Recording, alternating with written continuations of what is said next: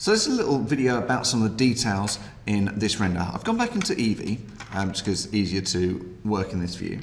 One of the things that you may or may not have noticed that was in the original photo is around the bottom of the skirting board, there was a little bit of a gap. Now, if you ever really looked at the bottom of a skirting board, you'll notice there's a tiny, tiny gap. But this is just perfect, and we don't want it to be perfect because it doesn't look real. So what we're going to do is I'm going to go into edit mode again. So I've selected the skirting board and press tab. You can just select edit mode if you want to. And let's, in fly mode, let's just select the bottom of this material. So that one is face select, and then I'm going to select that. Now what I'm going to do is I'm just going to GZ to go up on the Z, and just so it's not quite touching. Let's select something else a second.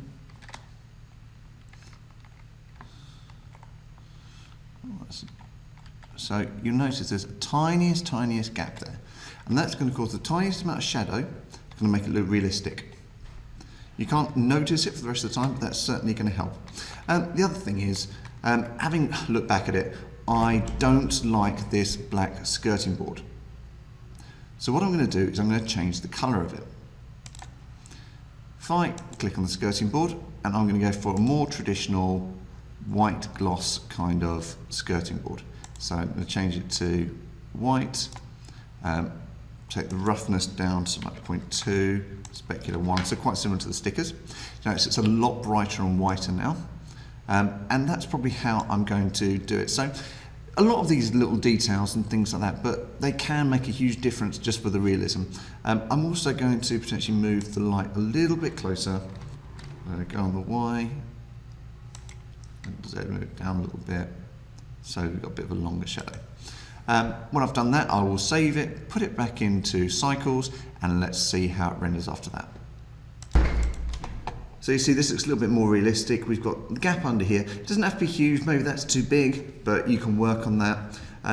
If you wanted to be more realistic, you'd put some imperfections, because obviously this is too perfect. It looks brand new painting without any bobbles, only smudge marks. Some of these edges are a bit too sharp, you might want to work on that, it looks a bit computerized. But apart from that, we're starting to get a bit more towards realism, and these are some of the details you can put in to make it look just right. So let's get this submitted onto Teams and move on to the next project.